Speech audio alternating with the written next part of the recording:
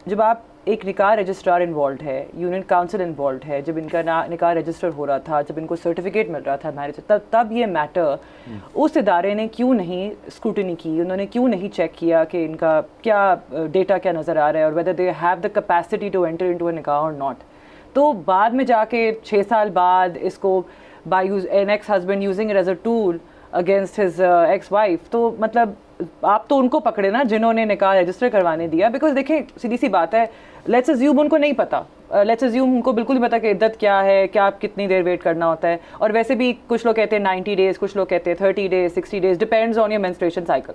सो अब ये सब कुछ जो है, एक बंदा, एक ले पर्सन निकाह कर रहा है, तो जिस इदारे ने उसको रेगुलेट किया करना है, उसका फ़र्ज़ नहीं बनता कि वो चेक करे बैकग्राउंड कि अच्छा आपकी कितनी डिवोर्स सर्टिफिकेट ला के दें, आपके डेटा में ये आ रहा है, हिस्ट्री में ये आ रहा है, तो उनको पकड़ें। जो कपल एक लीगल तरीके से अपने एक रिश्ते को एक शेप देना चाह रहे हैं, आप उनको सज़ा दे रहे हैं because they didn't have the knowledge, मतलब टू कि कब आपने निकाह करना कब नहीं करना। निकाह किसने कराया था, उसको भी पकड़े ना, वो उनकी भी कैपेसिटी होनी चाहिए कि आप एक वो तो बतौर ले रहे हैं। शायद विटनेस आए हुए थे वहाँ पे, जैसे मैंने जिक्र किया इंट्रो में। So is he getting punished as well? No.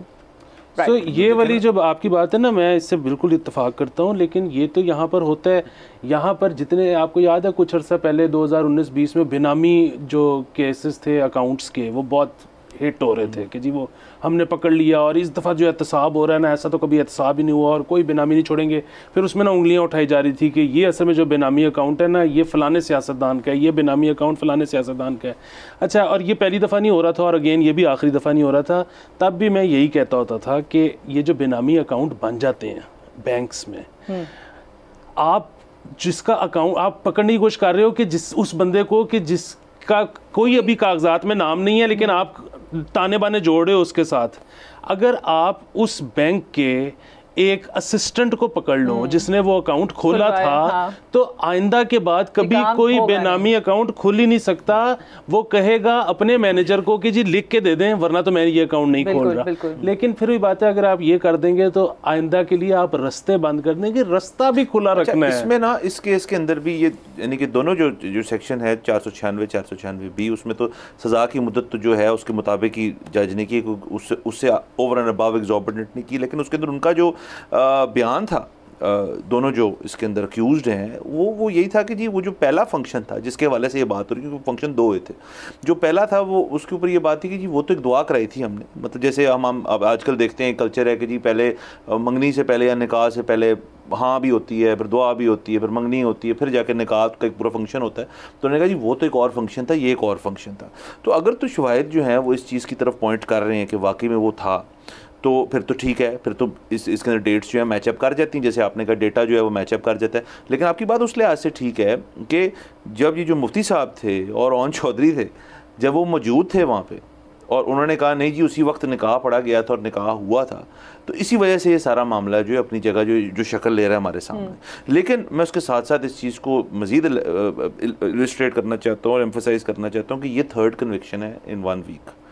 तो जो इसमें एक और चीज़ है ना, वो ये है कि असल में इस केस में जो कॉम्प्लिकेशन आई, वो आई ही दूसरे इवेंट की वजह से। अगर वो दूसरा इवेंट ना हुआ होता, मतलब अभी वो जो कह रहे हैं ना कि जी निकाह के ऊपर निकाह हुआ है, क्योंकि जिस तरह से रमला एक दफ़ा पहले भी इसी शो पे हमें बता रही थी कि अगर इद्दत के दौरान में इस तरह से शादी हो जाए तो वो इर्रेगुलर मैरिज है, but it is still a marriage, it's not void. Exactly, जबकि इस केस में वो कह रहे हैं कि अब तो वो वॉइड हो गई है। पर देखिए ना अली, ये तो एक एक्सटेंसिव लीगल डिबेट है। आप इस्लामिक जितने भी आपके मतलब इस पर राइटिंग्स हैं, स्कॉलर्स हैं, आप उनको खोलें, बैठ के डिबेट करें कि जी सोसाइटी में कंसिडरिंग आजकल का ज़माना, कंसिडरिंग द फैक्ट कि लोगों की पर्सनल लाइफ में निटी ग्रिटीज़ में जाना है, आप उन लेडीज़ से क्या पूछ रहे हैं कि जी अच्छा आपको 3 महीने गुजर गए हैं, आपकी मेंस्ट्रुअल साइकिल 3 दफ़ा गुजर चुकी है। मतलब एक लिमिट तक आप पर्सनल मैटर्स में जा सकते हैं when it comes to you know everyone. So different scholars का डिफरेंट पॉइंट ऑफ व्यू है, बट एक पॉलिसी डिसीजन है जो कि आपकी हुकूमत लेती है या आपका सुप्रीम कोर्ट लेता है। सो इस पर एब्सोल्युटली एक तो ये भी हाईलाइट होता है कि जी we need a detailed analysis on the subject, और एक ऐसा अप्रोच ली जाए जिसपे फेवरेबल हो टुवर्ड्स वुमेन इन्वॉल्व, जिनकी अगर मतलब आप नहीं चाहते कि कल को if there any children born out of these marriages तो ऑटोमेटिकली वो इलेजिटिमेट हो जाएंगे अगर आप उनको कंप्लीटली वॉइड मैरिज कहोगे.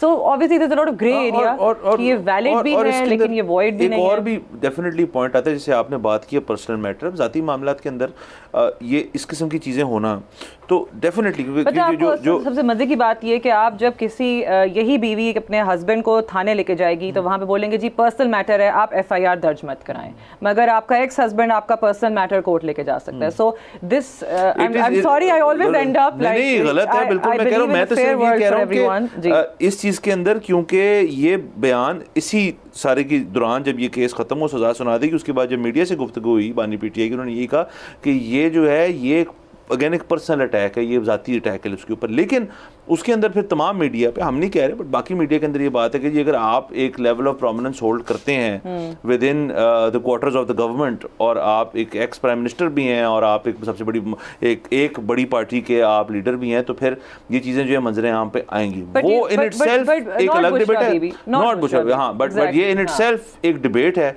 कि आया ज़ाती ज़िंदगी जो है उसकी सेपरेशन होनी चाहिए इस चीज से या नहीं होनी चाहिए. ये तो एक पूरी डिस्कशन है. और वैसे भी जिस तरह रमला, आखिरी चीज रमला ने जिस तरह एग्जैक्टली कहा ना कि जी ब्रॉडर डिबेट है और इसमें होनी चाहिए, उसमें एक बात ये भी है कि अब जिस तरह टेक्नोलॉजी तरक्की कर गई हुई है, अब हम जितना आगे आ चुके हुए हैं, ये लेजिटिमेसी वाला मामला, ये सारी चीजें, अब तो इसके लिए कुछ इस चीज की जरूरत ही नहीं है. लेजिटिमेट है कि आपके पता लग जाता है. पुराने जमाने में देयर वाज अ नीड, खैर it all depends on how you interpret हमारे लॉज या शरिया. सो आई गेस ये एक डिबेट है जो कि खुल गई है. It's good that social media पे काफ़ी इस पे कॉन्वर्सेशन हो रही है. It's a dialogue that we absolutely need. यहाँ मुझे ब्रेक लेनी है. Will be right back. Stay tuned with us.